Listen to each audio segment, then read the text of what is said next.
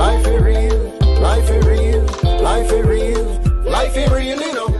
So here we are, Life for Real with Martino Scully. Straight. Yeah. Life for Real with Martino Scully. So, but Scully, let's be honest. What inspired you to come up with Life for Real? Where you get that term from? Well, Life for Real is really about sharing day-to-day living as a Christian and as a non-Christian. Mm-hmm. You know, how do we overcome challenges living day-to-day as Christians and as regular folks? So it's just living really. It's just life for real. Life for real. So it's just life in its purest, genuine form. Authentic state. Yeah, because most people nowadays them live a fake life really. Quite so. Many persons, you know, we have persons who Instagram, we have TikTok. That's well, Instagram, bro. Right. I've seen and I've known people where they portray this elaborate life. Like you look from the outside looking in, you look and be like, yo, that person, them have to get up. They look good every day. You know what I mean? They must, you know, they are the most fancy hotels and the most fancy restaurants. You know what I mean? And the biggest and most high-end cars. Yeah, and all these things. So most times it is not genuine. So I think I understand the concept. Life for real. So it's being genuine in yourself, really. Quite so. But what makes, tell about Martino Scully. Well, Martino Scully is a Christian man who loves God, loves people. You know, I'm a draftsman, career-wise. I draw plans for a living, basically. So I'm a self-employed. I'm a businessman, basically. Mm-hmm. So businessman, love God, love people, love life. And that's life for real. Yeah, life for real. So as for me, Life for I'm Clive Rowe. I'm an outgoing person. Yeah. I'm not really a Christian, but I am a God-fearing, Okay. But my perception of the world is a bit different. But I'm here just trying to get through the world and just trying to enjoy life. Quite so. I'm very outgoing. I like beaches and stuff like that. So nice. Big up yourself. But you say you're an architect? Yes, so I draw plans, basically residential, commercial, industrial buildings, you name it. Yeah. Once it's a building and it's underground, we will do the construction for it. We also design and construct pools as well. Oh, you do pool? Yeah, man, we design and construct pools as well. And, the only thing we don't draw currently are airplanes, basically. But who knows? Who knows, right? But if you do architecture, that means what you think about NHT? Because as a young person, right. I'm looking for a house, but it's quite difficult for young persons now to get house. So what's your view on NHT?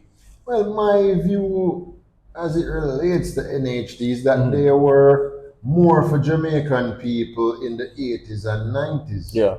In the 80s and 90s, you'd have, say, for example, a woman who works at the sweetie factory, at the brassiere factory. Mm-hmm.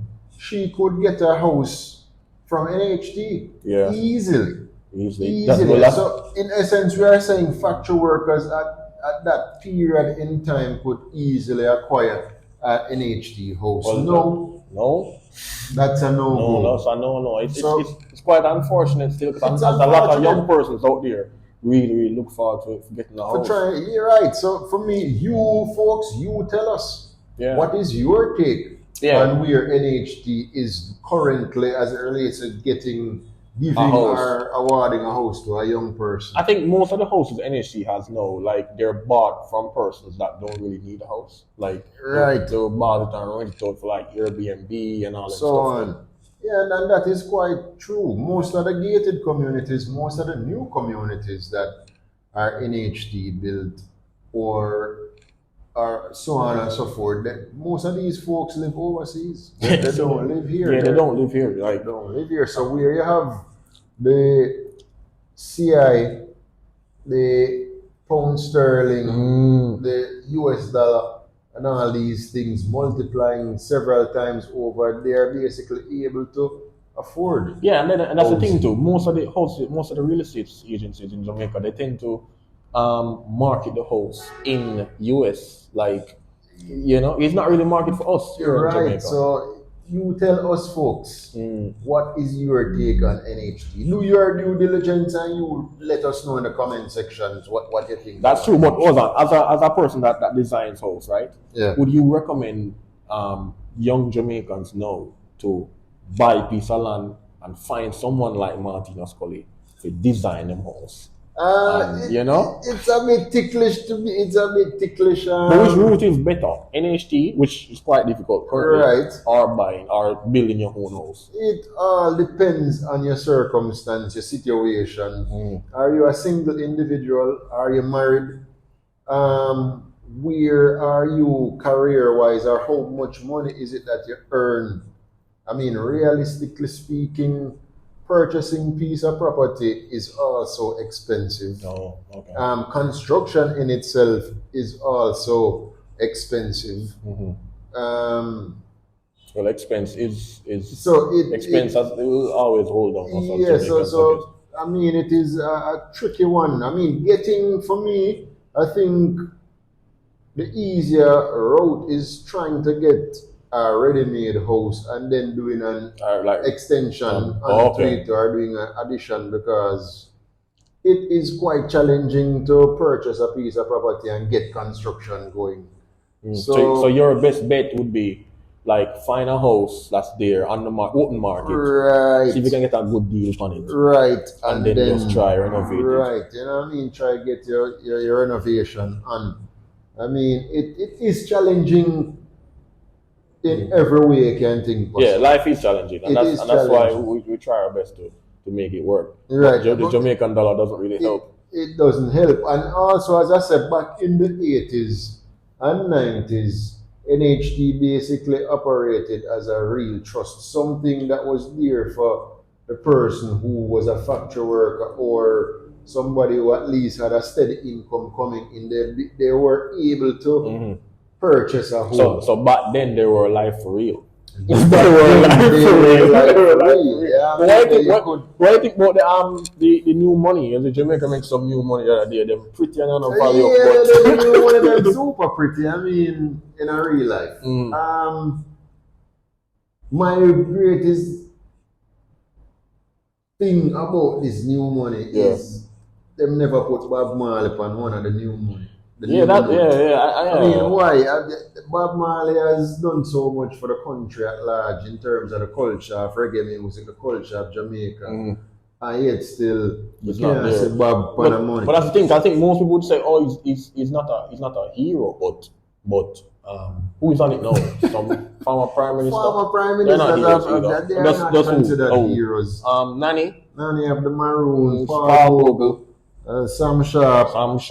Those persons will be considered as heroes. And I think Bob Marley flip on money for sure. Yeah, man, Bob Marley need to flip on one of the notes, because we have moved towards a digital age where they say that paper money or other materials that make money will soon be no more. So why wouldn't we put the great reggae artists on the money? We need to do it before the paper money them phase out, or whatever material them use make the money phase out. We don't want Bob miss out on that. But that's a thing to do. So you think, what's your take on it? Do you think Bob Marley should be on our money? I personally think he should. Like, he's one of the greatest artists of all time.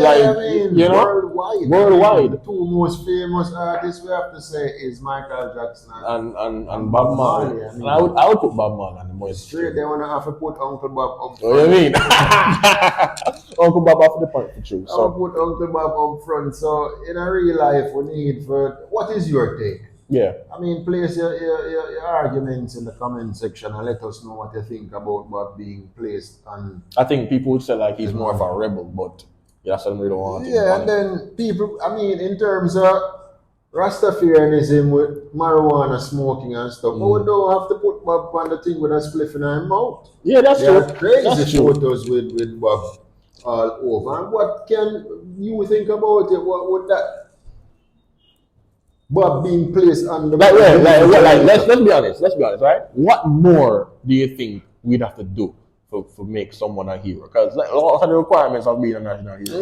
Yeah, that is a very good question. Yeah, like Bob Marley wasn't really fighting wars, but like Nanny, well he was. He was doing that political war at the time too. Well, I mean, in some aspect, what I said, Bob ultimately did try to sell universal love. You know, one love, as the song universal says basically. And I think he shared a great deal of wisdom in his music to at least inspire peace and I think he should. universal love. I think I'm telling you which picture them have. You know this picture where they have where he stands with the guitar and pints like the one love thing. Yeah. That's the picture they should use. That's the picture. They just have Them Bob could have Marley. put on the money, I'm a shake, you know what I mean?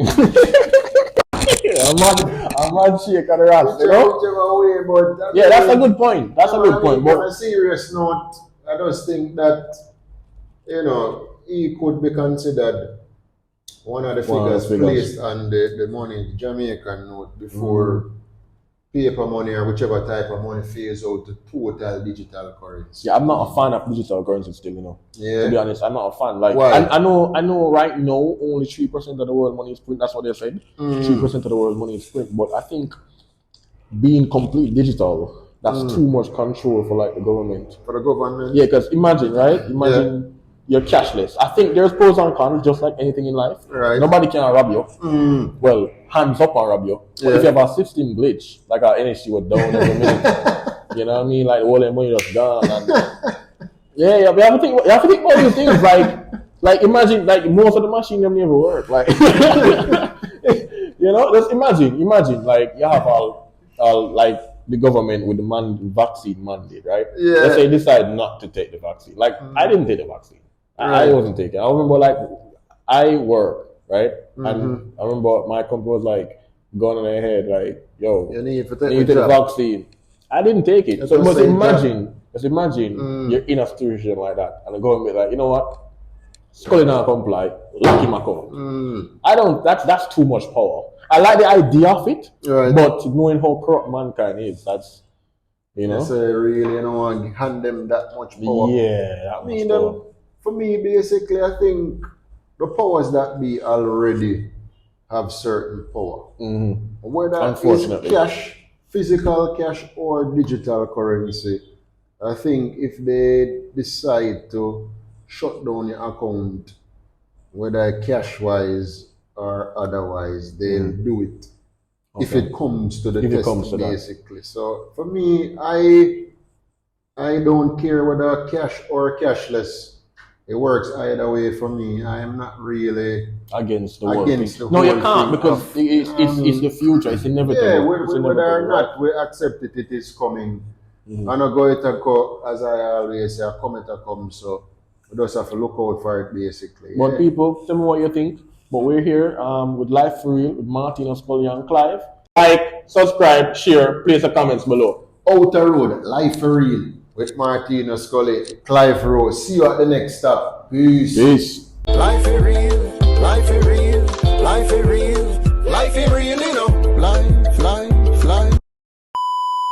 So, see you guys next time. Like, comment. Yeah. Subscribe, share. Alrighty. 3, 2, 1. So see you guys next time. Like, comment, share.